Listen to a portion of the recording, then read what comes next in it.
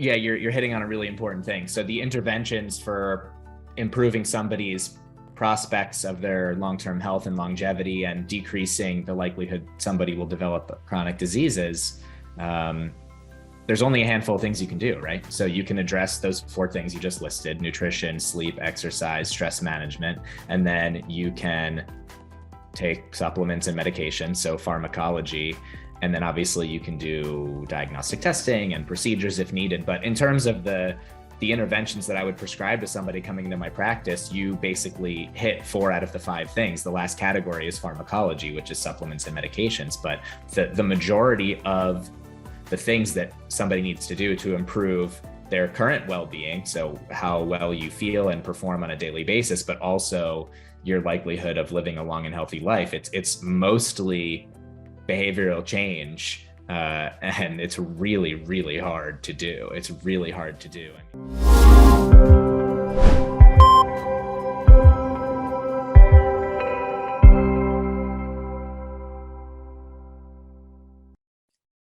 Today's episode is another interview for our Healthcare Innovator series. My interview today is with Steven Kornweiss about his new private practice called Performance, Prevention, and Longevity, where he treats clients looking to learn about and enhance their current health, prevent or avoid something chronic, acute, traumatic, or fatal. Personally, I'm a huge fan of his practice, as I feel we will all be living longer, but being able to enjoy living longer is key, and practitioners like Dr. Kornweiss can help. All right, Steven, welcome to the Providers, Properties, and Performance podcast. Thank you very much for having me on. So Steven, you are now in private practice. You are doing individualized health and wellness at Kornweiss Medical, focusing on performance, prevention, and longevity. So you have to take the audience and I from where you were previously in emergency medicine, and then how you got to want to open up this private practice. Well, I actually still do both. So I practice emergency medicine still, and I have a private practice in addition.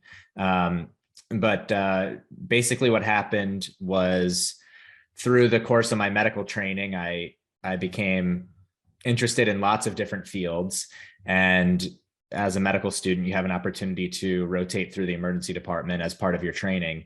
And so I was enjoying all of the different aspects of my medical training. And then I found emergency medicine and realized that would give me the opportunity to deal with my favorite phase of care in almost every field, which is the acute undifferentiated phase. So one of the most, in addition to the fact, obviously, that you can alleviate a great deal of suffering and help people a lot in emergent scenarios, one of the most exciting things intellectually about emergency medicine is that you're dealing with really acute undifferentiated patients. So you don't know what's wrong with them yet. In many cases, you don't necessarily have time to gather information from the chart. It's just very pure clinical medicine at the bedside, trying to make a rapid diagnosis and trying to do your best to understand the patient's physiology to successfully resuscitate them and get them into their next phase of care. And I always found that to be, that rapid diagnostics and resuscitation to be that's what stimulated me most in my training. So that's what attracted me to emergency medicine.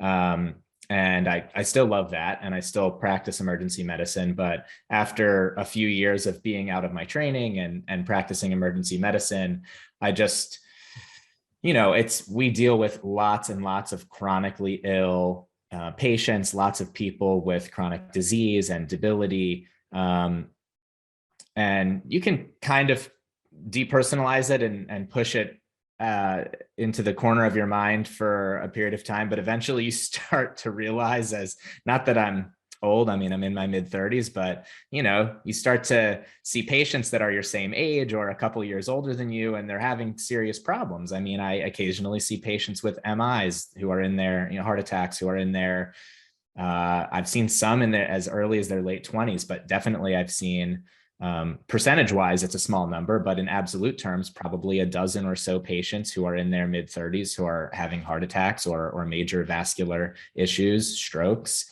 Those are outliers, but it happens. And then cancer diagnoses and things like this.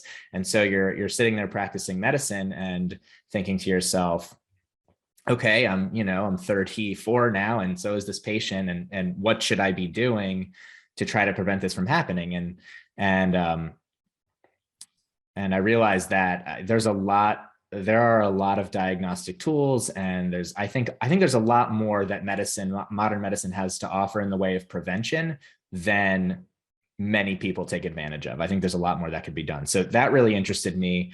And then I've also been an avid, I'm not a very good athlete, but an avid recreational amateur athlete and an avid trainer and exerciser.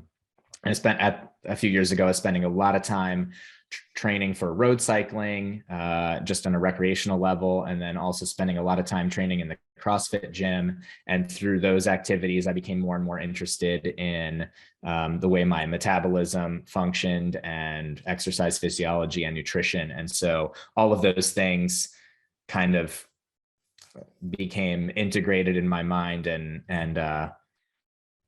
those things inspired me to go ahead and start my private practice so that I could learn more about them and help other people who are interested in the same things. I think if you are an amateur athlete, all it matters is that you do it and you enjoy having fun doing it. I don't think anything else should matter. Well, I just didn't want to make it sound like I'm some high performing, competitive athlete, because I'm not. I'm not great compared to others, but I do the best that I can within my own abilities. Exactly. Yeah. So reading some of the things that your papers and everything, it seems like the preventative care even goes one step further from what some people are calling functional medicine, or maybe it's the same thing, where you treat the cause of the illness or the root cause, or to try to prevent it or prevent it from reoccurring. So how do you differentiate yourself from, like, what would you say what you do? Is it the same as functional medicine or something a little bit different? Yeah. So just to be clear on this, I don't have any sort of affiliation with any professional society of preventive medicine or functional medicine or anything. And I've read about and talked to some people who have practices that are called functional medicine practices, but I don't want to, I'll give you my thoughts, but I just want to be clear that I'm not speaking for functional medicine. And if I get it wrong, I apologize. But my understanding of functional medicine is basically, I think it's more geared towards people who are having symptoms of an illness, or they're having an illness. And I think the people who are attracted to functional medicine practices are often feeling like they're not getting answers as to what the actual cause of their problem is from a traditional medical practice or whoever their doctor is. And so they're looking for what's the real problem. Maybe it's an environmental exposure, or maybe they think it's related to gut microbiome or nutrition, things that in a traditional primary care practice, the physician or the practice may not be trained or set up to have the time and the resources to dedicate to a really in-depth investigation of a person's symptoms or problems. And I think there's a lot of overlap between regular primary care or traditional primary care practices and functional medicine. So, you could find a doctor who might just be very interested in investigating root causes of diseases that might have a lot of overlap with a functional medicine practice. And then as far as how that relates to preventive medicine, I think there's a lot of overlap, because it turns out that a lot of chronic diseases are related to the same things that you would do to address your long-term health and your preventive care. So if you went to a functional medicine practice for, I don't know, an autoimmune condition or something, they might look at your nutrition and change the way you're doing your nutrition. They might have you manage your stress and change your sleep and try to limit your exposure to certain environmental toxins. And obviously those things would also be likely to make you healthier over the long run and be less likely to develop chronic diseases like cardiovascular disease, cancer, and dementia. So there's a lot of overlap, but I think of functional medicine as addressing somebody who's already got symptoms, and preventive medicine is for anybody, who just wants to live longer and be healthier and delay the onset of chronic disease. So tell me about a little bit what your general patient profile is. Is it athletes looking to improve, or just someone that might, like you said, starts seeing some patients their age and wants to, prevent themselves from happening, or they've seen other providers and have no solutions and they're just trying to find answers? So I've had patients who fit into all of those categories.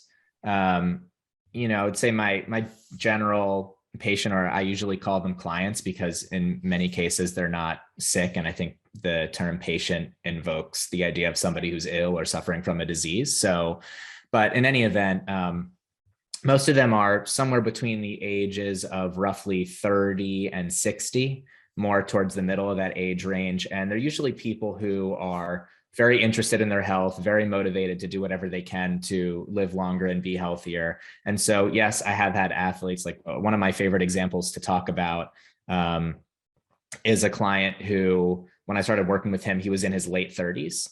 He is a triathlete, a very high performing athlete, outwardly extremely healthy appearing, but had an extremely strong family history of premature cardiovascular disease. So basically every male on his father's side of the family had MIs in their 40s. And some of them were, you could explain some, a couple of them had smoking histories and had metabolic syndrome and other sort of traditional risk factors, but some of them didn't. Some of them were seemingly perfectly healthy. So that was a person who I was able to help quite a bit. We did an in-depth investigation and looked at his lipids, looked at his cholesterol synthesis and absorption markers. We did a coronary calcium scan, and we found a bunch of things that we were able to work with. So we actually found at age 39, he already had a very small amount of calcium in one of the coronary arteries on the calcium scan, despite the fact that this is a guy who's lean, muscular, has at least double the endurance exercise capacity that I have.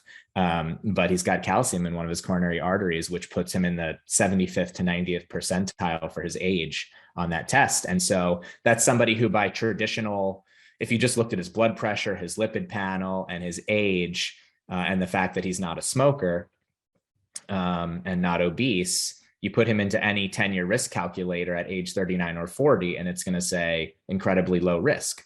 But when you look at some of these other markers and see the fact that he's already got at least some advanced lesions in the coronaries, this is somebody who really needs, in my opinion, aggressive preventive care, or else you can see the writing on the wall of where they're headed. So that's an example that I like to talk about, because I think that's somebody who may not get exactly what they need following this sort of standard guidelines.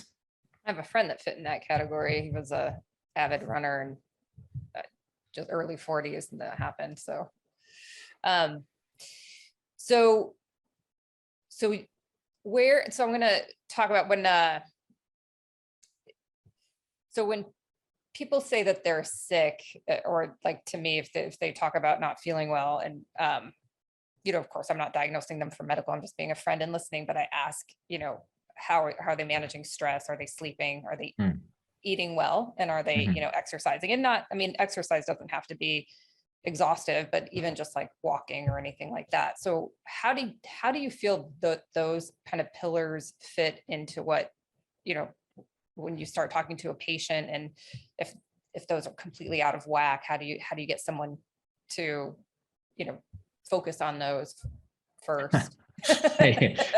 Yeah, no, right. So yeah, you're hitting on a really important thing. So the interventions for improving somebody's prospects of their long-term health and longevity, and decreasing the likelihood somebody will develop chronic diseases, there's only a handful of things you can do, right? So you can address those 4 things you just listed: nutrition, sleep, exercise, stress management, and then you can take supplements and medication, so pharmacology. And then obviously you can do diagnostic testing and procedures if needed. But in terms of the interventions that I would prescribe to somebody coming into my practice, you basically hit 4 out of the 5 things. The last category is pharmacology, which is supplements and medications. But the majority of the things that somebody needs to do to improve their current well-being, so how well you feel and perform on a daily basis, but also your likelihood of living a long and healthy life, it's mostly behavioral change, and it's really, really hard to do. It's really hard to do. Everybody struggles with it, myself included. And basically the way I approach it is I figure out, so I'll just back up a tiny bit. So if I bring somebody into the practice, my main goal is to assess their health risks and to categorize the risks by magnitude and proximity, and then by also how intervenable the risk is, like how easy it is to lower that risk. So some people, let's say someone's main risk is, I don't know, obesity or metabolic syndrome, but you can tell by talking to somebody, maybe they're 3 years away from really being able to drastically change their diet and their exercise, but they're willing to adjust their sleep and their stress management, then you might start with that. So even though their nutrition and exercise might be the things they can do to lower their risk the most, the thing that they're going to be able to do the most easily right now is something else. So it's a process of sort of prioritizing things based on those three categories: the magnitude of the risk, the proximity of the risk, and what you can do to alter it. And then you just go one at a time, and it's an iterative process. So you figure out what you can do right now to move the needle the most, try to get that improved, and then reassess the risks and look at what's the next intervention that you can prescribe and sort of coach somebody through to make the next biggest difference, and so on and so forth. And the idea is to basically do this indefinitely and just iterate through the risks and the interventions over and over and gradually move the needle. Because I mean, you realize pretty much immediately, if you looked at all those categories in your life, if you did every diagnostic test available and quantified your exercise and your nutrition, your sleep, if you had all this huge list of information and all these different things you could do to improve your health, it's just massively overwhelming. So you have to start. What's that? I'm just laughing, just imagining the list of gave someone like this comprehensive list of everything they needed to do. It might just kind of run off the page. Well, and I've done that. And I still, when I bring somebody in, I collect a huge amount of information and I produce a very detailed, lengthy report that basically is what I just described. But then when we actually go to make interventions, it's just one or maybe two things at a time, because behavioral change is hard. And that's 90% of what I do is informing, educating, and coaching to try to move these things in the right direction over a long period of time. So, well, given that I think we could probably spend hours and talk about the comprehensive one, I'd like to focus, if you don't mind, on food and nutrition, because I feel this is a personal, I guess, opinion, obviously, of mine, but I feel like if and this happens when you feel sick, what's the first thing you do? Someone wants to give you chicken soup, or they want to give you good food to eat and to try to help you feel better. And to me, I'm like, well, what if you just did that, just ate good food, or, at least the 80-20 rule. But I find, and I have found that the more whole foods I eat and I guess the more intent that I put into the food that I'm putting in my body when I go out, the amount of bad food that's out there everywhere. I mean, it's, as soon as you go to an event of any sort, a baseball game or football game or, what have you, it is, there's actually nothing there anymore that I'll even eat. So what is your opinion on how to food and, the amount of processed foods that are in our diet? Because I don't feel that the human body's gut was made to process all these processed foods, which is why so many people have issues. But what's your opinion on this? Well, there's a lot to unpack there. Just one or two things. I mean, yeah. Yeah. So, I mean, in general, I agree with your sentiment. And yeah, I think the main problem with processed food, or there's two really big problems with processed food. One is that it's typically hyperpalatable, meaning that it makes you want to eat it, as much of it as quickly as you possibly can. And it's very hard to stop eating. We don't need to get into this, but there are scientists that work for food companies that figure out how to make these foods taste as good as they possibly can. And the flavors and salt and sugar combinations and textures are things that typically don't exist in whole unprocessed foods. And so, if you had a family-sized bag of potato chips, you can basically eat the whole thing. But while you're still eating that, if you ate half the bag of potato chips and somebody brought over a steak or a piece of broccoli, you'd say, no, I'm full. I don't want any food, but you can keep eating potato chips. So the processed foods are hyper palatable. They make you want to eat them endlessly. And then at the same time, they're usually extremely energy dense, meaning they're very high in calories from both carbohydrates and fats.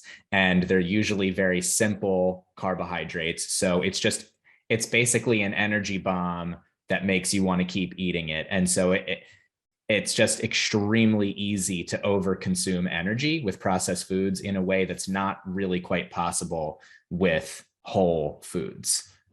So that's a huge thing. If a person is willing to get rid of processed foods from their diet, that alone, if they're eating, if more than 10% of their diet is processed foods, and you can eliminate or reduce processed food intake by 65% or more, that can make a massive difference in big things, like obviously weight loss, but it can also make somebody feel better. It can improve their glycemic control, depending on what they're eating.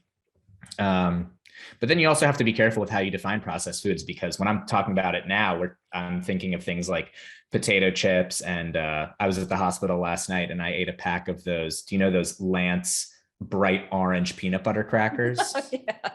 Yeah. You know what I'm talking about? Those things are, so there's 6 crackers. I was looking at it last night. There's 6 crackers in one of those packs and it's 220 calories. And I mean, I could just keep going. You could just eat sleeve after sleeve after sleeve. You could have, if you eat 5 sleeves of those, you've got over 1,000 calories right there. So that could be more than half your daily intake, depending on how big you are and your basal metabolic rate and whatnot. But there's also other things that are not completely unprocessed, like bread and butter, for instance. So there's some processing required to produce butter. There's some processing required to produce bread. And those are going to be more available sources of carbohydrate and fat. I mean, you can consume a huge amount of calories in bread and butter pretty easily as well. So, but yeah, I think you're right. Processed foods are a big problem, and nutrition is obviously a huge determinant of health. Well, and I think your practice is kind of it's very timely. I mean, we humans, we're gonna live longer. I mean, our generation is gonna live longer than our parents, and so on and so on. And I would think that most people want to live that and with a good quality of life versus being sick. So, what are some of the advice that you can offer? Someone that might be listening to this, just a couple pointers that are kind of common in what you do to promote longevity and good health. I guess it depends. I mean, it depends where a person is with their health. I mean, if somebody's seeing their doctor once or twice a year and following every single guideline, and they're, following the sort of traditional guidelines with nutrition and exercising every day, you've gotten a long way there. And then if you're wanting to do more, that's a person who might be interested in looking into the sort of things that I'm doing. But I think there's a huge percentage of people who aren't even necessarily doing those things. So, it's really simple stuff like getting your blood work done at least every year, following the guidelines for colon cancer screening and breast cancer screening. And I think there's a lot more aggressive screening that can be done for cancer and metabolic disease and cardiovascular disease. But at a bare minimum, at least go to your doctor, educate yourself about the standard guidelines and follow those for starters. And if you really want to go beyond that, then, and you're willing to invest a fair amount of time, because doing what I do requires a time commitment, and it requires some extra expenses for testing, and potentially if you decided to take medications or do something else. So it depends on where somebody is in their in approaching their health and how much time and money and energy they're willing to devote to it. Some people aren't interested, they'd rather just not worry about it and take their problems as they come. And that's not my approach, but I understand why some people want to approach things that way. Well, I think the theme is, some people feel that doctors are only there when they're sick and they should only go to a doctor if they're sick. But I think, I think what you've seen in the emergency department, sometimes that's too late. It's always too late. And you can't fix it if it's broken too bad. I mean, there's just some things you can't come back from. And I think getting the thought is, as we are going to live longer, going to a doctor for preventative care, so that, in the next 10, 20 years, it doesn't become severe, critical, and fatal.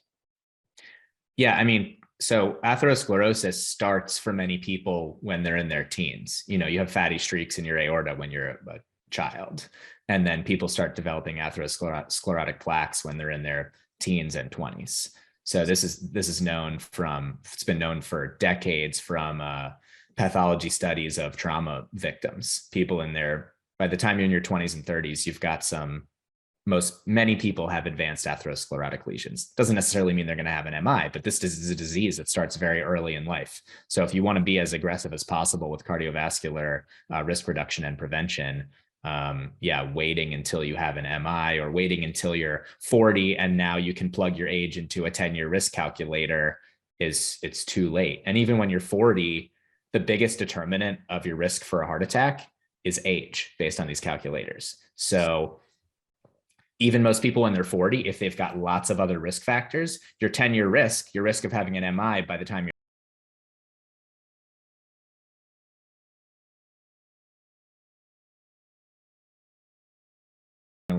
pulls the trigger on doing some primary prevention. I think there's a lot more going into primary prevention of cancer and cardiovascular disease and dementia. There's a lot more talk about that just even in the last couple of years.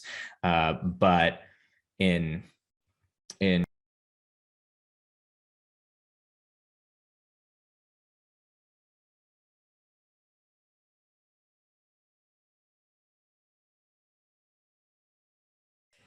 Well, let's I have some get to know you questions so the listeners can get to know who you are a little bit. So what was your first job? My first job was working. Do you know a restaurant?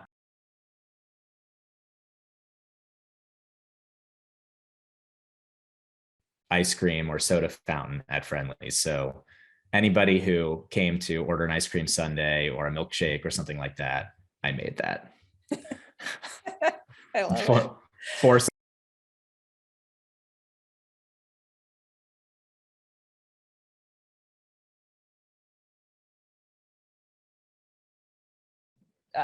so there was like this old house that was converted into like a Ben and Jerry's ice cream, and that used to be where everyone would typically get their first job. Mm-hmm.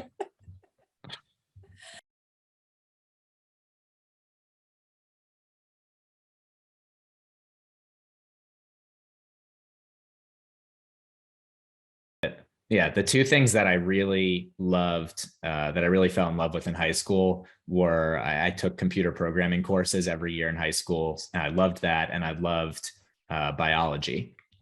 And then I ended up, my undergraduate degree was in neuroscience, which was kind of a nice marriage of those two subjects. And I ended up pursuing medicine, but I've never lost my love of technology and computers. So I still do some things in that arena. And if I wasn't in medicine, I'm sure I would be in computing or software design or something like that.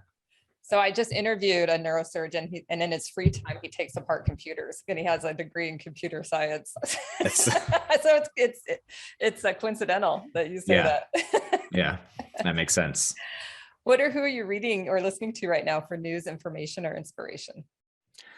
So huge inspiration and sort of thought leader in the field of preventive and longevity medicine is Peter Attia. I don't know if you're familiar with his work at all, but just a really inspiring, super smart guy. And I love following his work. And I think he's, kind of leading the way in the clinical practice of the type of medicine that I'm interested in practicing. So he's a big inspiration. I listen to everything that he puts out, read everything he puts out.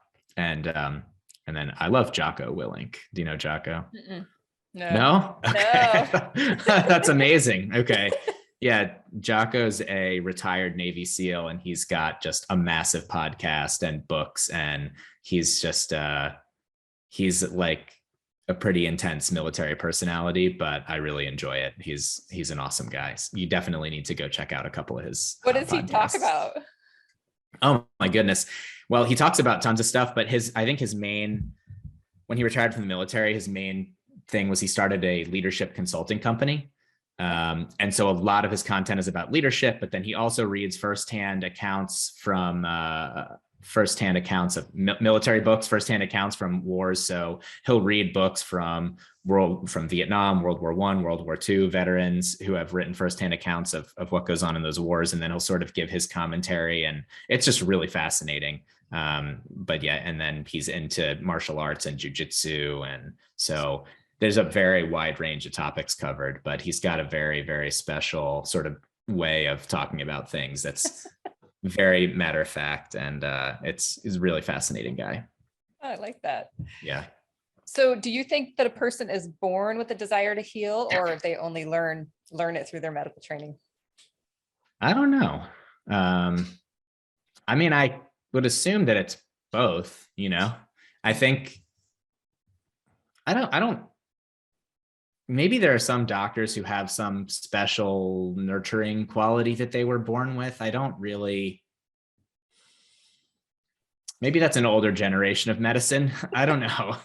I think I think most people are caring and want to help other people. I think that's sort of a natural human tendency for most good people. And if you choose to make medicine your job, whether it's because you're just dedicated to helping people, or you don't like to see people suffer, or you're pursuing it on an intellectual basis, I think that as long as you, regardless of which one of those things is your primary motivator in medicine, I think most people do a really good job caring for patients and just trying to do their best with what they do. But I think it's probably a little bit of both, right? I guess if you had absolutely no innate desire to help people or to be involved in working with people, then it would probably be pretty tough to nurture that ability in medicine. But I think it's taught and nurtured throughout training. So I'm going to say both.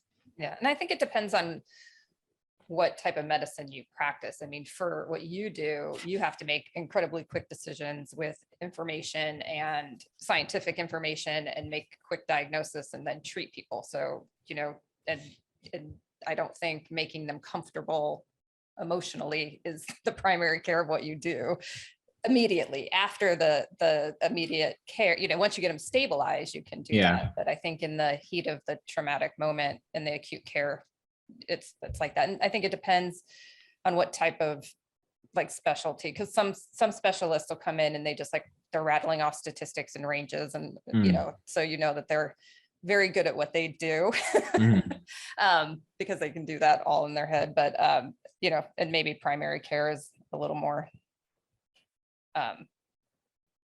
relationship based, because you typically see them every year. And then what you're doing now is mirroring both of them, so you get your acute care and then you get the one-on-one. Yeah. I think regardless of the field, it makes a huge difference to try to put yourself into your patient's shoes, even in the emergency department. Even when we get a really sick emergent trauma patient into the emergency department, you can just say one or two very quick phrases or sentences to the person that will help calm them down.